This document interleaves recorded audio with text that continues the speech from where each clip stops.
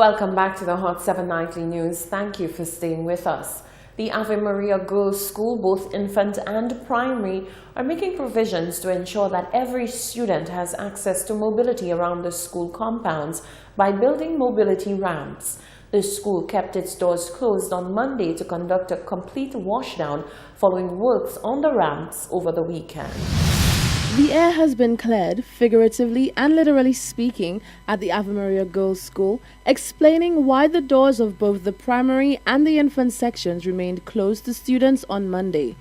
Principal of the primary school, Valerie St. Helen Henry, revealed that the facilities were being cleaned after works were undertaken over the weekend to provide mobility ramps for a wheelchair-bound student. Whilst taking care of the student's special needs, she said, the closure was needed to secure the health and safety for all other students and staff of the school.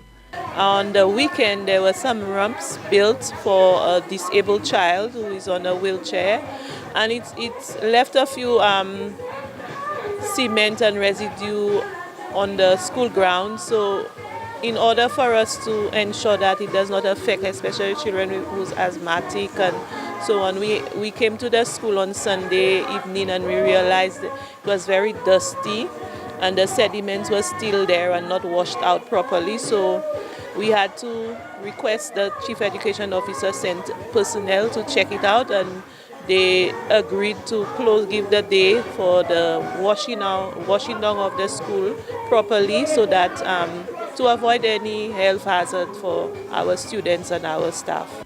Although the student for whom the ramp was built currently attends the infant school, St. Helen Henry said provisions are being made for her ahead of time to be able to enjoy the primary school's facilities. A number of ramps has to be built all around the school area. It's not whether it's for primary or infant. There's a student presently at the infant school who's using a wheelchair, and this student will be moving to the primary school. So instead of just doing one to accommodate her for the infant, there are a number of ramps to be built to get her into the toilet, to get her from one area to the next. So I think they built about two. There are a number of them to be built later on, but it was just to ensure that this child is able to move around freely and to accommodate her. The principal said as time progresses, the school is taking steps in the right direction to ensure access for all. Every child is entitled to an education and should not be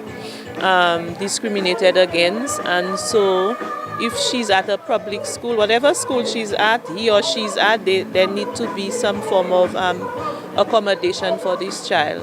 And yes, that's a new thing now to have them, they call what you call inclusion into the public system. So all forms of accommodation, whether it's in the toilet or around the school area, in the classroom, it must be done.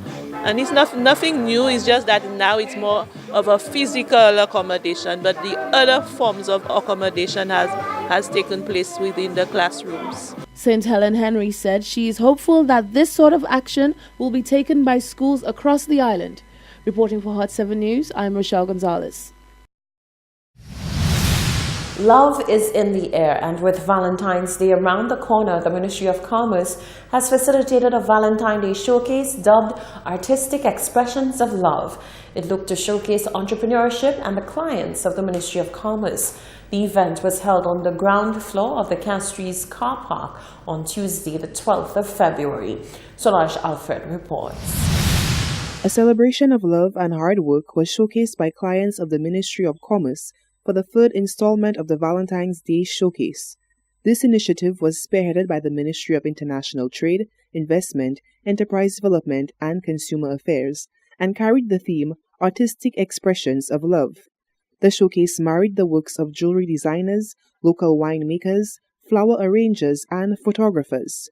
Marketing specialist in the Ministry of Commerce, Ruthann Phillip, commended the participants' efforts in the showcase, saying that their presence is proof of their love for their various crafts. We are showcasing 17 clients of the Ministry of Commerce here today, and we have clients that have traveled all the way from Beaufort to be here with us today. So that shows that they really appreciate the assistance from us, and they really love what they do as well. The public is responding very well. We've actually had a few persons win prizes this morning, because once you purchase an item from any one of the clients or the business owners, you get a chance to win a prize, and so far a few persons have actually won prizes here today.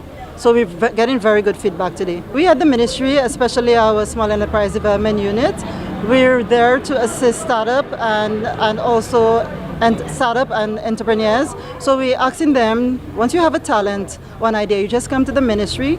We have officers that are there to assist you, provide you with that technical assistance and advice. One participant of the showcase, artistic director of Christie Creations, Christine Samuel, said her line of artistic jewelry ranges from pieces for Valentine's Day and Independence Day as well. Today the Ministry of Commerce invited a few artisans here for us to display our work, so people can purchase stuff for Independence and Valentine's Day.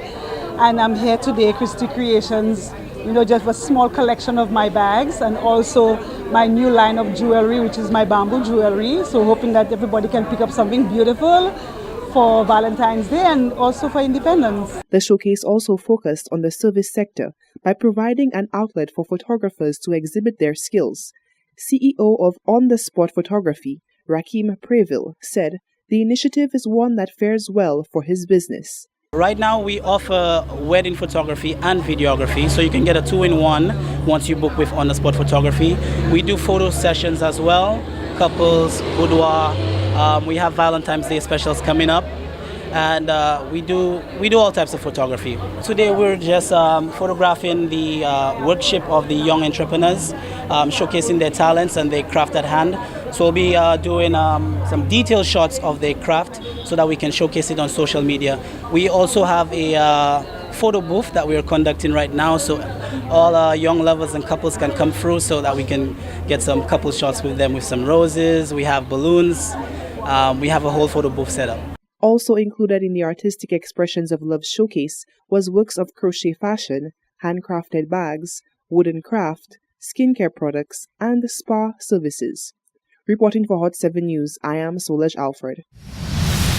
Plans are afoot to establish an association of boat captains and crew members. Aaron Alexander, who is the interim president of the Association of Boat Captains and Crew Members, says it is long overdue for workers to come together to ensure that their interests are represented.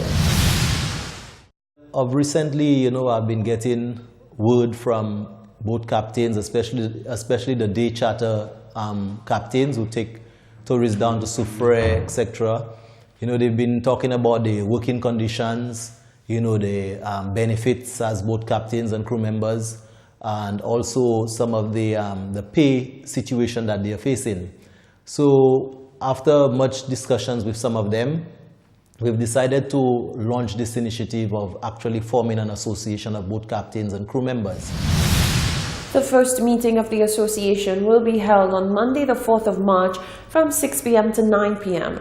Alexander says there are a myriad of issues facing both boat captains and crews, and he hopes they will all come out to get an executive going for the association.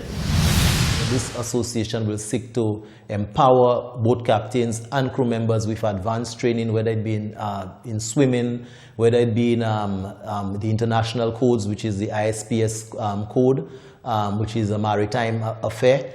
We'll be looking forward to working closely with the maritime department as well, Mr. Christopher Alexander, to ensure that the crew members and captains in St. Lucia are well qualified. So you could have a pool of captains and crew members. So in case persons need any of those services, they could access it through the association.